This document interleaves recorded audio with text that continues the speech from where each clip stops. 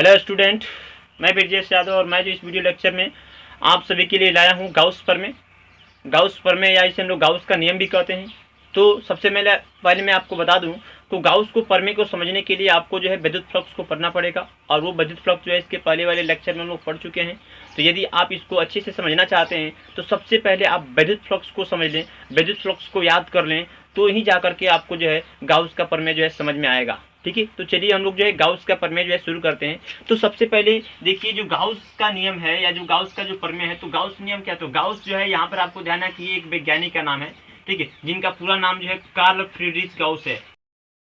तो Karl फ्रीडरिच Gauss है, और इन्होंने क्या किया था, इस नियम को दिया था। और ये नियम किसके संबंध में है, तो इन्होंने जो है कार्ल फ्रीडरिच गाउस ने किसी बंद पृष्ठ से होकर गुजरने वाला विद्युत फ्लक्स तथा उस पृष्ठ से परिबद्ध कुल विद्युत आवेश के बीच में एक संबंध दिया, जिसे गाउस का नियम कहते हैं। ठीक है, मतलब कि इन्होंने क्या किया, तो कोई पृष्ठ लिया, मतलब कि कोई बंद पृष्ठ, चारों तरफ से घिरा हुआ पृष्ठ लिया। ठीक है, ये मान लीजिए कोई पृष्ठ है और ये चारों तरफ से क्या है, घिरा हुआ है, और इसके अंदर क्या है, तो इसके अंदर कोई आवेश बंद है। ठीक है, तो ये आवेश क्या करता है, विद्युत क्षेत्र उत्पन्न करता है, और विद्युत क्षेत्र को हम लोग विद्युत बल रेखाओं के द्वारा क्या करते हैं, प्रदर्शित करते हैं। तो मान लीजिए जब इसके अंदर आवेश रखा गया तो क्या करेगा, विद्युत क्षेत्र उत्पन्न करेगा, और ये विद्युत क्षेत्र रेखाएं क्या होंगी, इससे इस पृष्ठ से होकर गुजरेंगी।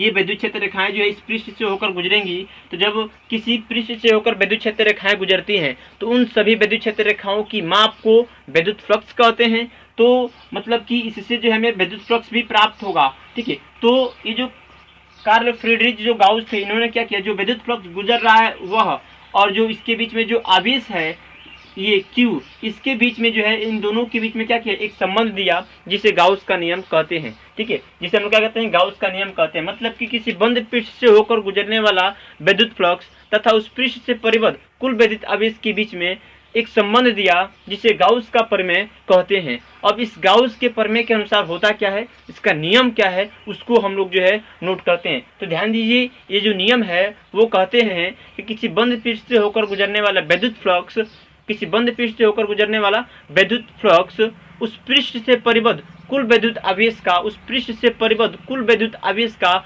1/ε0 गुना होता है।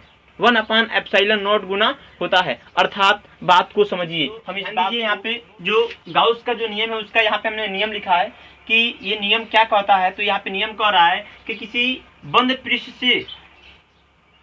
पृष्ठ से होकर गुजरने वाला विद्युत फ्लक्स उस पृष्ठ से परिबद्ध, ठीक है, तो उस पृष्ठ से परिबद्ध कुल विद्युत आवेश का 1/ε0 गुना होता है।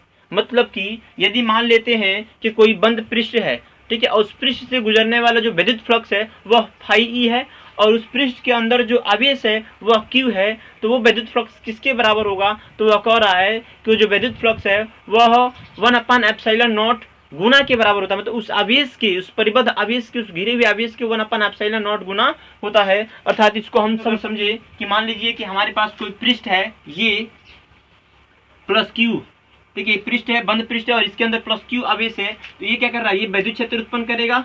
ठीक है, जब विद्युत क्षेत्र उत्पन्न करेगा, ठीक है, तो इससे विद्युत क्षेत्र रेखाएं गुजरेंगी, जिसकी माप को, उन विद्युत क्षेत्र रेखाओं की माप को हम लोग क्या कहते हैं, विद्युत फ्लक्स कहते हैं। तो हम मान लेते हैं कि इस पृष्ठ के अंदर क्या है, एक Q आवेश बंद है, और ये Q आवेश के द्वारा जो विद्युत क्षेत्र रेखाएं गुजर रही हैं, और जो विद्युत फ्लक्स का जो मान मिल रहा है वह कितना है, हमारे पास φ है। तो यह विद्युत फ्लक्स किसके बराबर होगा, तो कह रहा है कि ये जो विद्युत फ्लक्स है, इस पृष्ठ से होकर गुजरने वाला विद्युत फ्लक्स वह बराबर होता है उस आवेश का, मतलब कि घिरे हुए आवेश का 1/ε0 गुना, मतलब कि 1/ε0 गुना, और यहाँ पे लिखेंगे घिरा या घिरे हुए,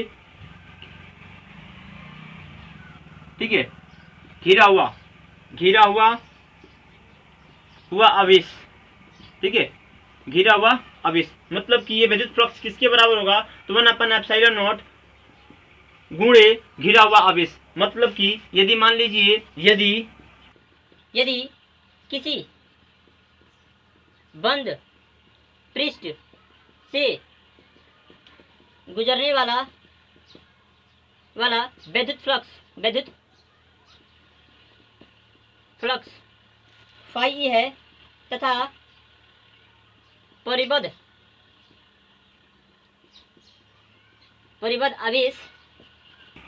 आवेश Q हो, तो तो जो विद्युत फ्लक्स होगा वह किसके बराबर होगा, तो विद्युत फ्लक्स क्या होगा, बराबर होगा 1/ε0 गुणे घिरा हुआ आवेश कितना है, Q है, तो यहाँ पे Q से गुणा कर देंगे, अर्थात इसे हम लिख सकते हैं क्या, तो इसे लिख सकते हैं फाई ई बराबर Q/ε0। ठीक है, फाई ई बराबर Q/ε0, मतलब कि ये क्या, तो ये जो है हमारा गाउस का प्रमेय का नियम है कि फाई ई बराबर कितना होता है, Q/ε0 होता है। ठीक है, तो ये आपने देखा कि मान लीजिए कोई पृष्ठ है, बंद पृष्ठ है, उस पृष्ठ से गुजरने वाला जो कुल विद्युत फ्लक्स है वह कितना मान लेते हैं, फाई ई है, और उस पृष्ठ के अंदर जो कुल घिरा हुआ जो आवेश है वह कितना Q है, तब हमें विद्युत फ्लक्स कितना मिलता है, तब हमें विद्युत फ्लक्स मिलता है फाई ई बराबर Q/ε0। तो ये क्या, तो यही इसी को, ये जो सूत्र जो प्राप्त हुआ है, जो सिद्धांत हमें, ये जो सूत्र जो प्राप्त हुआ है फाई ई बराबर Q/ε0, इसी नियम को हम क्या कहते हैं, गाउस का नियम कहते हैं। यही क्या है, यही गाउस का नियम है। ठीक है, इसी को गाउस का नियम कहते हैं। तो यही गाउस का नियम है और इसी को गाउस का नियम कहा जाता है। और इसी संबंध को आपको याद रखना है कि फाई ई बराबर Q/ε0 होता है। Q क्या है, तो उस पृष्ठ के अंदर घिरा हुआ आवेश है। ठीक है, तो ये क्या, तो ये किसी बंद पृष्ठ के अंदर जो विद्युत फ्लक्स गुजरता है वह किसके बराबर होता है, ये गाउस का नियम से हमें पता चलता है। ठीक है, तो गाउस का नियम क्या कहता है, तो ये गाउस का नियम हमें बताता है कि किसी बंद पृष्ठ से होकर गुजरने वाला विद्युत फ्लक्स उस पृष्ठ से परिबद्ध कुल विद्युत आवेश का 1/ε0 गुना होता है, 1/ε0 गुना होता है। मतलब कि बंद पृष्ठ है और उस पृष्ठ से होकर जो गुजरने वाला जो विद्युत फ्लक्स है वह कितना है, फाई ई है, और उस पृष्ठ के अंदर जो घिरा हुआ जो आवेश है वह Q है, तो विद्युत फ्लक्स कितने के बराबर हो गया, तो विद्युत फ्लक्स जो है वह फाई ई बराबर हो जाएगा Q/ε0। गाउस का जो प्रमेय है इसको हमने समझा। अब हम इसको क्या करते हैं, अब हम इसको सिद्ध करते हैं कि फाई ई बराबर Q/ε0 गुना होता है। इसके नियम को सिद्ध करते हैं। अब हम लोग जो है गाउस के प्रमेय का जो ये व्यंजक है फाई ई बराबर Q/ε0 इसको प्राप्त करते हैं। क्योंकि जो आपका प्रश्न है वो आपसे प्रश्न पूछेगा कि गाउस के प्रमेय किसे कहते हैं और गाउस के प्रमेय के लिए व्यंजक प्राप्त कीजिए। ठीक है, तो गाउस के प्रमेय का परिभाषा देंगे, जो हमने अभी लिखा था उसको आप लिखेंगे और उसके बाद से जो है आप उसको सिद्ध भी करेंगे उत्पत्ति लेकर के। ठीक है, तो सबसे पहले हम लोग जानते हैं कि जो गाउसिया पृष्ठ है, जो गाउस का जो नियम है वह किसके अंदर लागू होता है, तो ये बंद पृष्ठ के अंदर लागू होता है। ये बात आप ध्यान में रखेंगे। तो हम जो है इसको सिद्ध करते हैं, उसके लिए हम क्या करते हैं, उत्पत्ति लेते हैं। तो चलिए इसको सिद्ध करते हैं। हमने जो है यहाँ पे एक बंद पृष्ठ लिया है और इस पृष्ठ के अंदर मान लेते हैं कि +Q आवेश जो है रखा गया है बिंदु O पर। ठीक है, हम इस आवेश को कहीं पर भी रख सकते हैं। ठीक है, कहीं पर भी रखा जा सकता है। ठीक है, और इसके बाद से जो है हम क्या करते हैं, अब इसको छोटे छोटे खंडों में विभक्त कर देते हैं और एक छोटे से बिंदु पर क्या करते हैं, विद्युत फ्लक्स का मान निकालते हैं। तो चलिए हम मानते हैं कि यहाँ पर जो है, यहाँ पे कि इसका छोटा सा खंड है। ठीक है, ये इसका छोटा सा खंड है और एक छोटे से खंड का जो क्षेत्रफल है वो कितना है, DA है, और इस पूरे पृष्ठ का जो है, इस बंद पृष्ठ का क्षेत्रफल कितना है, तो हम लोग मान लेते हैं A है, और इस छोटे से खंड का क्षेत्रफल कितना है, DA है, और इसके द्वारा इसके केंद्र पर, मतलब कि इस बिंदु O पर, ठीक है, हम इसको परिसीमा से मिला देते हैं। तो ये क्या करेगा, ये जो है यहाँ पे घनकोण बनाएगा ये, तो ये यहाँ पे घनकोण बनेगा और इसकी हम मान लेते हैं कि यहाँ से जो घनकोण है वो कितना है, तो d⍵ है। ठीक है, वो कितना है, d⍵ है, और ये +Q आवेश है। तो हम क्या करेंगे, +Q आवेश से यहाँ पे एक बिंदु मानते हैं, इसके पृष्ठ के ऊपर यहाँ पे एक बिंदु मानते हैं P। ठीक है, और इस बिंदु P पर हम क्या करते हैं, इस +Q आवेश के द्वारा बिंदु P पर जो क्या है, इससे r दूरी पर स्थित है, हम इसकी जो है यहाँ पे विद्युत क्षेत्र की तीव्रता का मान निकालते हैं। ठीक है, तो अगर हम विद्युत क्षेत्र की तीव्रता का मान निकालेंगे तो क्या होगा, जो विद्युत क्षेत्र की तीव्रता का मान निकालेंगे वो बाहर की दिशा में होगा, यहाँ पे होगा बाहर की दिशा में होगा विद्युत क्षेत्र की दिशा। तो हम मान लेते हैं कि विद्युत क्षेत्र की दिशा होगा यहाँ पे। ठीक है, उसके बाद से हम क्या करते हैं, ये जो पृष्ठ है यहाँ पे जो बिंदु P है, इस पे हमें विद्युत क्षेत्र का मान निकालना है, मतलब कि एकल बिंदु आवेश के द्वारा विद्युत क्षेत्र की तीव्रता मान निकाल देंगे हम यहाँ पे। ठीक है, और उसके बाद से ये जो क्षेत्रफल अवयव है ये क्या, तो ये क्षेत्रफल है। तो हम जानते हैं कि भाई क्षेत्रफल क्या होता है, एक सदिश राशि होता है और इसको सदिश रूप में व्यक्त किया जाता है, और उसको हम लोग जो व्यक्त करते हैं उसको हम लोग क्षेत्रफल सदिश कहते हैं। तो क्षेत्रफल सदिश को हम लोग क्या करते हैं, इसके ऊपर जो है, इस पृष्ठ के ऊपर हम क्या करते हैं, एक लंब डालते हैं 90 डिग्री पर। तो यहाँ पे क्या करेंगे, एक लंब डालेंगे ऐसे। ठीक है, एक लंब डालेंगे ये, और ये क्या होगा, ये क्षेत्रफल सदिश वेक्टर DA होगा। ठीक है, तो यहाँ पे देख रहे हैं लंबवत है 90, यहाँ पर देखिए वेक्टर DA हो जाएगा और ये क्षेत्रफल विद्युत क्षेत्र हो जाएगा। तो इसके बीच में हम लोग देख रहे हैं कि इन दोनों के बीच में कोण बन रहा है, तो हम इसको मान लेते हैं कि ये जो कोण है ये कितना है, तो थीटा कोण है। तो इनके बीच में कितना डिग्री कोण बन रहा है, थीटा कोण, मतलब विद्युत क्षेत्र और जो क्षेत्रफल सदिश है इन दोनों के बीच में जो है थीटा कोण बन रहा है। तो हम क्या करेंगे, सबसे पहले हम इस प्लस क्यू आवेश के द्वारा उस बिंदु P पर विद्युत क्षेत्र की तीव्रता का मान निकालेंगे। जब विद्युत क्षेत्र की तीव्रता का जब मान निकल जाएगा तो हम क्या करेंगे, विद्युत फ्लक्स का मान निकालेंगे। ठीक है, हम लोग विद्युत फ्लक्स का मान निकालना जानते हैं कि विद्युत फ्लक्स के मान को कैसे निकालते हैं। तो हम लोग जानते हैं कि प्लस क्यू आवेश क्या करता है, प्लस क्यू आवेश जो है चारों तरफ विद्युत क्षेत्र उत्पन्न कर रहा है और इसे जो विद्युत क्षेत्र रेखाएं चारों तरफ गुजर रही हैं। ठीक है, मतलब कि विद्युत फ्लक्स जो गुजर रही है, जो विद्युत क्षेत्र रेखाएं जो गुजर रही है, उन सभी का माप क्या कहलाता है, विद्युत फ्लक्स कहलाता है।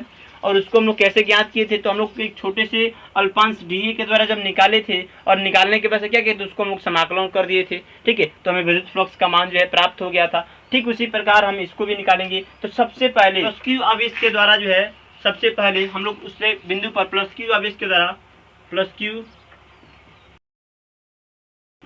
की तीव्रता, ठीक है, प्लस क्यू आवेश के द्वारा बिंदु P पर विद्युत क्षेत्र की तीव्रता कितना हो जाएगा, प्लस क्यू आवेश के द्वारा। तो ये प्लस क्यू आवेश से जब विद्युत क्षेत्र की तीव्रता निकालेंगे तो ये कितनी दूरी पर है, r दूरी पर है। तो हम लोग जानते हैं हो जाएगा सूत्र 1/4 पाई एप्सिलॉन नॉट Q/r²। ठीक है, जो किधर होगा तो O से P दिशा में, तो हम यहाँ पे लिखेंगे OP दिशा में, OP दिशा में हो जाएगा। ठीक है, ये विद्युत क्षेत्र की तीव्रता का मान हो गया।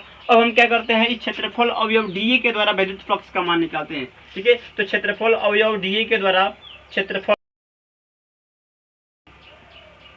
फ्लक्स कितना हो जाएगा, हम मान लीजिए ये छोटे से अवयव के द्वारा निकल रहा है, हम क्या मानेंगे, उसको जो है d फाई मानेंगे क्योंकि छोटा खंड है। तो d फाई ई, और ये d फाई ई किसके बराबर हो जाएगा, तो d फाई ई बराबर हो जाएगा, देखिए इसके बीच में कितना कोण है, तो इसके बीच में थीटा कोण है।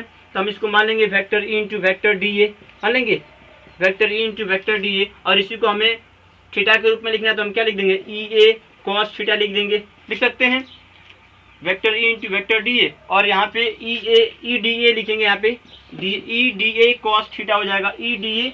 ये जो है क्षेत्रफल अवयव डी ए से गुजरने वाला विद्युत फ्लक्स का मान हो गया, d phi E vector E into vector d A, और इसी को हमने जो है थीटा कोण है तो यहाँ पे इस रूप में बदल दिए हैं, E into d A cos theta हो गया। अब जो ये जो समीकरण है इसको हम समीकरण 1 मानते हैं, और समीकरण 1 में जो ई का मान मिला हुआ है इसको हम लोग रखते हैं। तो अब लिखते हैं समीकरण 1 से जो ई का मान है हम वहाँ पे रखते हैं। तो देखिए डी फाई ई बराबर कितना हो जाएगा हमारा, तो ये ई का मान कितना, तो 1/4 पाई एप्सिलॉन नॉट Q/r² है, और ये D A cos theta, d A cos theta. अभी थोड़ा सा देखिए हम इसमें क्या परिवर्तन करते हैं, हम यहाँ पे इस r² को इसके नीचे लिखते हैं। देखिए डी फाई ई बराबर हो जाएगा Q/4 पाई एप्सिलॉन नॉट, और ये हो जाएगा आपका कितना, ये हो जाएगा d A cos theta upon r², d A cos theta upon r²। ठीक है, तो ये देखिए डी फाई ई मतलब कि एक छोटे से अवयव के द्वारा जो विद्युत फ्लक्स का जो मान निकलेगा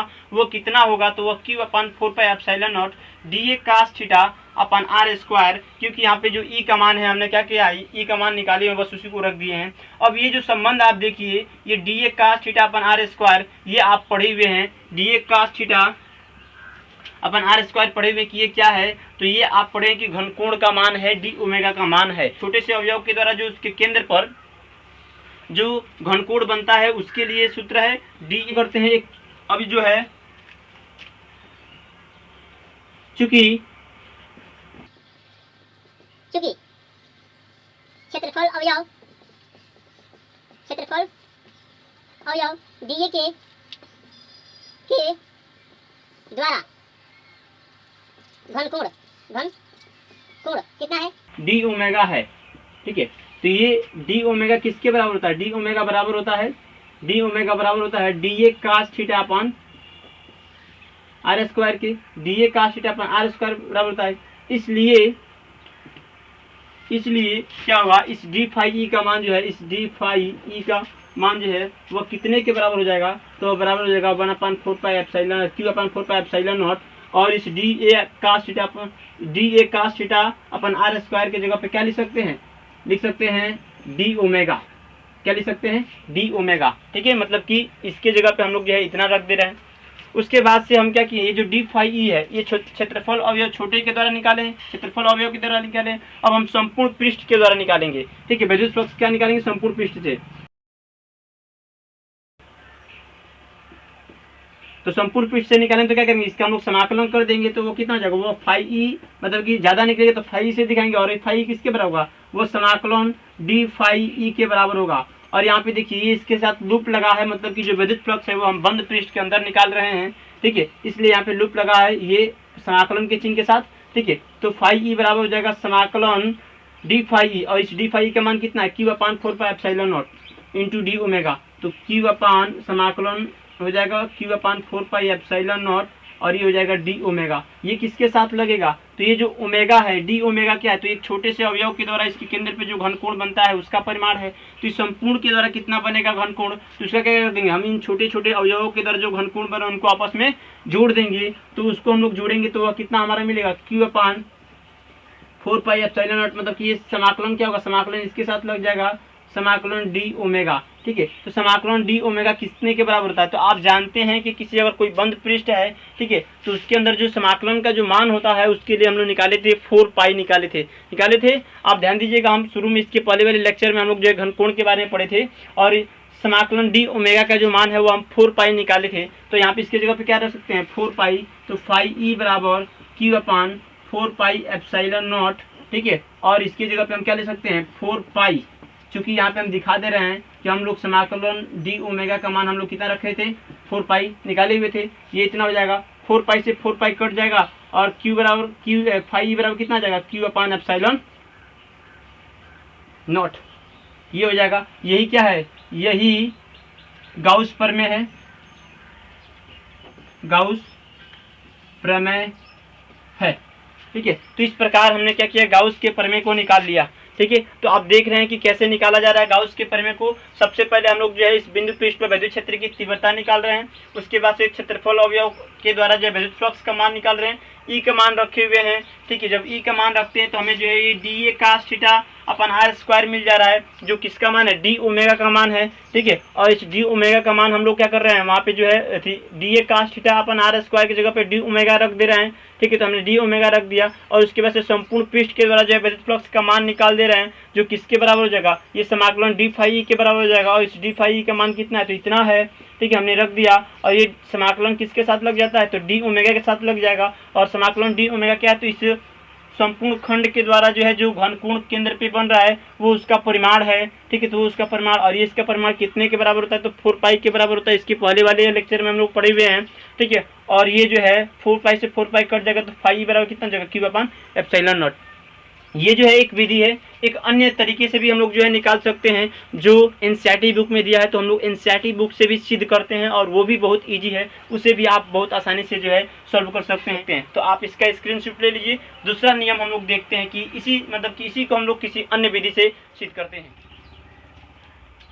चलिए, अब ये जो गाउस का जो प्रमेय है, इस गाउस के प्रमेय को जो है हम लोग जो है एनसीईआरटी बुक में जिस विधि से दिया है उस विधि से हम लोग सॉल्व करते हैं। क्योंकि जो एनसीईआरटी बुक है उसमें जो बंद आकृति है उसको एक गोले के रूप में लिया है। तो आपको ध्यान रखना है कि जो गाउस का प्रमेय होता है वो किसी भी आकृति या अमाप के बंद पृष्ठ के लिए लागू होता है, ठीक है। जो बंद पृष्ठ है वो किसी भी आकृति का क्यों ना हो, मतलब कि कितना भी बड़ा क्यों ना हो और कितना भी छोटा क्यों ना हो, या इसकी आकृति एक घन की तरह हो, एक आयत की तरह हो, एक वर्ग की तरह हो, या एक गोले की तरह हो, जो गाउस का जो नियम है वो जो है किसी भी आकृति और किसी भी अमाप के एक बंद पृष्ठ के लिए लागू होता है, ठीक है। तो ये आपको जो है चिंता नहीं करना है कि यहाँ पे आकृति हम जो है इस प्रकार से बनाए थे, ठीक है। तो जो गाउस का प्रमेय है आपको ध्यान रखने को, वह किसी भी प्रकार के जो आकृति होगा, कितना भी छोटा क्यों ना हो, कितना भी बड़ा क्यों ना हो, उसकी आकृति कैसा भी क्यों ना हो, उन सबके लिए जो है गाउस का नियम क्या होता है, लागू होता है। तो जो एनसीईआरटी जो बुक है उसमें जो गाउस का जो प्रमेय जो निकाला है, जो सिद्ध किया है, ठीक है, फाई ई बराबर कितना, क्यू अपान एप्सिलॉन नॉट गुना होता है,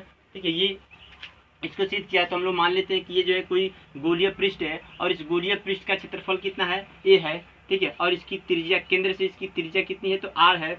और आर दूरी पर एक बिंदु मान लेते हैं कि यहाँ पे इसके गोले के पृष्ठ के ऊपर एक बिंदु पी है, जिस पर हमें विद्युत क्षेत्र की तीव्रता निकालना है। और इस बिंदु पी को चारों तरफ अवयव मानते हुए क्या करते हैं, एक अवयव मान लेते हैं कि यहाँ पे एक छोटा सा अवयव है, एक छोटा सा खंड है जिसका क्षेत्रफल कितना है, डी ए है, ठीक है। और इसकी क्षेत्रफल, और यहाँ पे क्या करेंगे, मान लीजिए कि यहाँ पे प्लस क्यू आवेश जो है बिंदु ओ पर क्या किया गया है, तो इस बिंदु ओ पर प्लस क्यू आवेश को रखा गया है, ठीक है। और ये क्या करता है, विद्युत क्षेत्र उत्पन्न करेगा। तो इससे क्या होगा, विद्युत क्षेत्र रेखाएं जो है बाहर की तरफ गुजरेगी, ठीक है। और इस पे क्या करेंगे, ये क्षेत्रफल अवयव है, इस क्षेत्रफल अवयव पे क्या करेंगे, लंब डालेंगे बाहर की तरफ, ठीक है। तो यहाँ पे देख रहे हैं वेक्टर डी ए और वेक्टर ई क्या है, दोनों जो है एक ही दिशा में है, मतलब कि यहाँ पे जो है कोण नहीं बन रहा है। ठीक है, तो यहाँ पे वेक्टर डी ए और विद्युत क्षेत्र की दिशा क्या है, एक ही दिशा में है। अब हमें क्या करना है, इस बिंदु पी पर विद्युत क्षेत्र की तीव्रता निकालना है। उसके बाद से इस पे हम क्या करेंगे, क्षेत्रफल अवयव के द्वारा विद्युत फ्लक्स का मान निकालेंगे और फिर से उस होल इस पूरे पृष्ठ के द्वारा जो है विद्युत फ्लक्स का मान निकालेंगे, मान रखेंगे, जो हल करेंगे या जो आएगा वही क्या हो जाएगा, हमारा गाउस का प्रमेय हो जाएगा। तो हम सबसे पहले प्लस क्यू आवेश के द्वारा जो है बिंदु पी पर विद्युत क्षेत्र की तीव्रता निकालेंगे। तो कितना मिलेगा, प्लस क्यू आवेश के द्वारा बिंदु पी पर विद्युत क्षेत्र की तीव्रता निकालेंगे तो मिलेगा आपका E बराबर 1/4 पाई epsilon not Q upon R square. OP की दिशा में या ओपी के अनुदिश भी लिख सकते हैं, ओपी के अनुदिश। ठीक है, ये हो जाएगा। विद्युत क्षेत्र की तीव्रता आप निकाल लिए। अब क्षेत्रफल अवयव डीए के द्वारा विद्युत फ्लक्स का मान निकालिए। ठीक है, डीए के द्वारा विद्युत फ्लक्स, ठीक है, विद्युत फ्लक्स, तो विद्युत फ्लक्स का मान निकालेंगे तो डी फाई ई मिलेगा आपको। और यह डी फाई ई कितने के बराबर होगा, तो ये vector E into vector d ए के बराबर होगा। ठीक है, vector E into vector d ए के बराबर होगा, जहाँ पे हम लोग वेक्टर ई का मान यहाँ पे क्या किए हैं, निकाले हुए हैं। वेक्टर ई का मान कितना है, तो वेक्टर ई का मान है यहाँ पे 1/4 पाई एप्सिलॉन नॉट, ठीक है, Q अपान R स्क्वायर और इंटू ये क्या हो जाएगा, ये वेक्टर डी ए हो जाएगा। ठीक है, ये विद्युत फ्लक्स का मान हो गया। हम क्या किए हैं, एक छोटे से अवयव के द्वारा विद्युत फ्लक्स का मान निकाले हैं। अभी संपूर्ण पृष्ठ के द्वारा विद्युत फ्लक्स का मान निकालेंगे। तो संपूर्ण पृष्ठ के द्वारा विद्युत फ्लक्स का मान, तो आप लिखते हैं संपूर्ण पृष्ठ के द्वारा विद्युत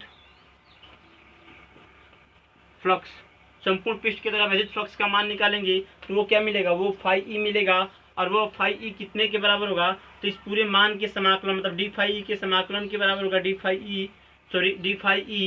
ठीक है, और इस डी फाई ई का मान कितना है, 1/4 पाई epsilon not Q upon R square into vector d ए। ठीक है, तो यहाँ पे हम काम करते हैं, मतलब कि यहाँ पे वेक्टर डी ए।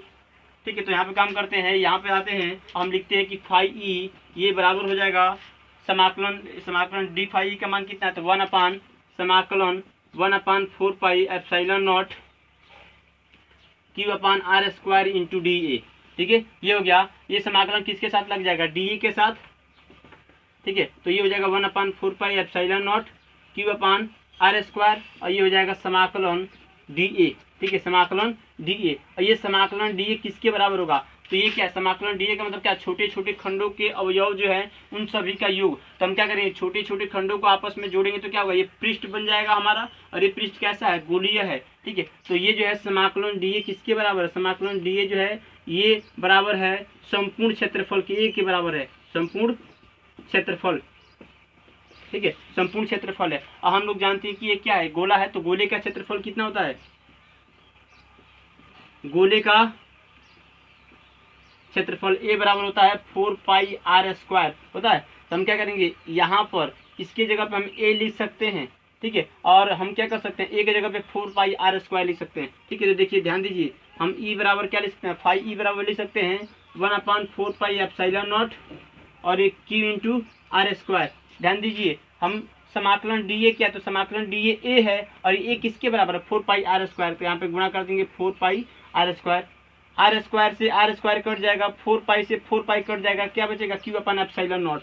तो फाई ई बराबर क्या होगा, Q अपान एप्सिलॉन नॉट। तो ये क्या है, तो ये जो है गाउस का प्रमेय है, यही गाउस का प्रमेय है। ठीक है, यही क्या है, गाउस का प्रमेय। तो ये इस तरह से भी हम लोग क्या कर सकते हैं, विद्युत फ्लक्स गाउस के प्रमेय को जो है व्यंजक को प्राप्त कर सकते हैं, सिद्ध कर सकते हैं। ये एनसीईआरटी बुक में इस तरह से दिया है, इस तरह से भी प्राप्त किया जा सकता है। या हमने जो विधि, जो पहला वाला जो विधि पढ़ा है, जो घन कोण है, घन कोण के आधार पर भी क्या कर सकते हैं, उससे हम लोग बहुत आसानी से बना सकते हैं, हल कर सकते हैं। तो आप जो विधि आपको जो आसान लगता है उस विधि से बनाइए, कोई आपका जो है गलत नहीं हो सकता है, दोनों ही सही है, दोनों विधि से आप क्या कर सकते हैं, लगा सकते हैं। ठीक है, तो ये आपके ऊपर है, तो आप इसको भी नोट कर लीजिए और ये भी विधि आप सीख जाइए। ठीक है, तो आपको ध्यान रखना है कि जो गाउस का प्रमेय होता है, ये गाउस का प्रमेय जो है किसी भी पृष्ठ के लिए लागू हो सकता है, चाहे वो पृष्ठ कितना भी बड़ा क्यों ना हो और कितना भी छोटा क्यों ना हो, और या उसकी आकृति कैसी भी हो, एक घन हो, एक आयत हो, एक वर्ग हो या एक गोला हो, सबके लिए जो है विद्युत फ्लक्स क्या होता है, लागू है, सॉरी गाउस का प्रमेय जो है लागू होता है। ठीक है, अब जो है आपको ध्यान रखना है कि यदि इस पृष्ठ के अंदर एक से अधिक आवेश हो तो, ठीक ठीक है। यदि इस पृष्ठ के अंदर क्या हो, यदि इस पृष्ठ के अंदर एक से अधिक आवेश है, यहाँ पे लिखते हैं, ठीक है। यदि इस पृष्ठ के अंदर एक से अधिक आवेश, मान लीजिए कि इस पृष्ठ के अंदर आवेश क्या है, एक से अधिक है, Q1 है, प्लस Q1 है, प्लस Q2 है, प्लस Q3 है, डॉट डॉट, इसी तरह मान लीजिए कि plus minus Q3 minus Q4 है, डॉट डॉट, इसी तरह Qn है, मतलब कि इस पृष्ठ के अंदर जो है Qn आवेश है, ठीक है। तब जो है ये विद्युत फ्लक्स फाई का मान कितना होगा, तो ध्यान रखना है कि हम जितने भी इसके अंदर आवेश होगा उन सभी आवेश को क्या कर देंगे, जोड़ देंगे। तब जो है जो विद्युत फ्लक्स का मान होगा वो फाई का मान होगा वो कितने के बराबर होगा, तो 1/ε0 वो बराबर हो जाएगा plus Q1 plus Q2 plus Q3 minus Q4, हम क्या कर देंगे, प्लस माइनस माइनस ही हो जाएगा, माइनस Q4, ठीक है, और plus dot dot dot plus Qn हो जाएगा, सबको आपस में जोड़ देंगे। मान लेते हैं कि इन सभी का योग जो है, इन सभी का योग मतलब कि plus Q1 plus Q2 plus Q3 minus Q4 plus dot dot dot plus Qn, इन सभी का योग मान लेते हैं कि ये सिग्मा Q के बराबर है।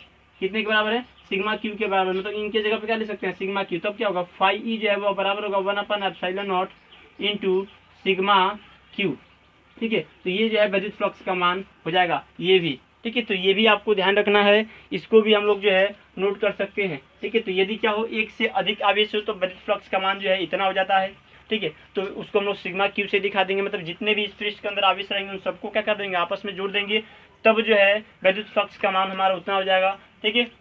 और ये आपको जो है नियम याद रखना है। इसके बाद से आप ध्यान रखिए, जो गाउस का जो प्रमेय होता है, ये गाउस का प्रमेय जो है हमेशा बंद पृष्ठ के अंदर ही लागू होता है, और जो पृष्ठ होगा उस पृष्ठ को हम लोग क्या कहते हैं, जो बंद पृष्ठ होता है उस पृष्ठ को हम लोग गाउसियन पृष्ठ भी कहते हैं।